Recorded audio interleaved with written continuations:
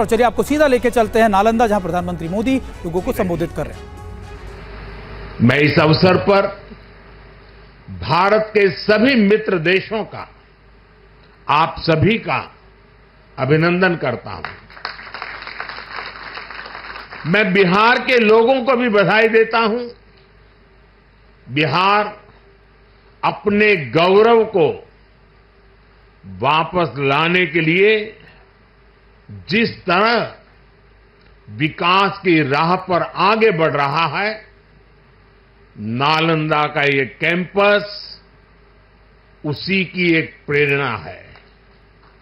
साथियों, हम सभी जानते हैं कि नालंदा कभी भारत की परंपरा और पहचान का जीवंत केंद्र हुआ करता था। नालंदा का अर्थ है न अलम ददाति इति नालंदा,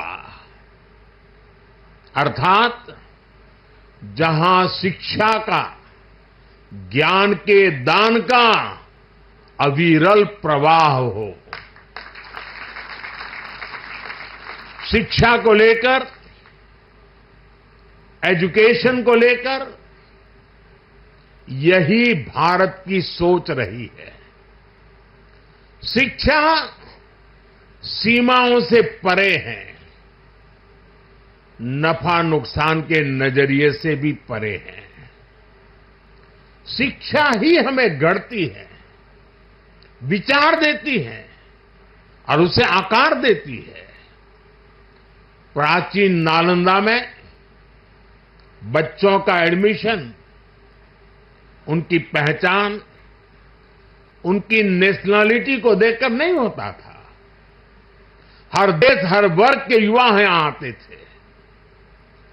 नालंदा विश्वविद्यालय के इस नए कैंपस में हमें उसी प्राचीन व्यवस्था को फिर से आधुनिक रूप में मजबूती देनी है। और मुझे ये देखकर खुशी है कि दुनिया के कई देशों से यहां स्टूडेंट्स आने लगे हैं। यहां नालंदा में 20 से ज्यादा देशों के स्टूडेंट्स पढ़ाई कर रहे हैं। ये वसुधैव कुटुंबकम की भावना का कितना सुंदर प्रतीक है। साथियों, मुझे विश्वास है आने वाले समय में नालंदा यूनिवर्सिटी फिर एक बार हमारे कल्चरल एक्सचेंज का प्रमुख सेंटर बनेगी। यहां भारत और साउथ ईस्ट एशियन देशों के आर्ट वर्क के डॉक्यूमेंटेशन का काफी काम हो रहा है। यहां कॉमन आर्काइवल रिसोर्सेज सेंटर की स्थापना भी की गई है। Nalanda university ASEAN India university network बनाने की दिशा में भी काम कर रही है। इतने कम समय में ही कई लीडिंग ग्लोबल इंस्टीट्यूशंस यहां एक साथ आए हैं। एक ऐसे समय में जब 21वीं सदी को एशिया की सदी कहा जा रहा है, हमारे ये साझा प्रयास हमारी साझी प्रगति को नई ऊर्जा देंगे।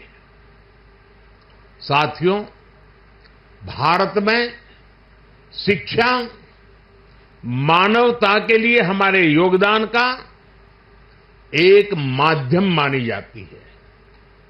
हम सीखते हैं ताकि अपने ज्ञान से मानवता का भला कर सके। आप देखिए, अभी 2 दिन ही के बाद ही 21 जून को इंटरनेशनल योगा डे है। आज भारत में योग की सैकड़ों विधाएं मौजूद है। हमारे ऋषियों ने कितना गहन शोध इसके लिए किया होगा, लेकिन किसी ने योग पर एकाधिकार नहीं बनाया।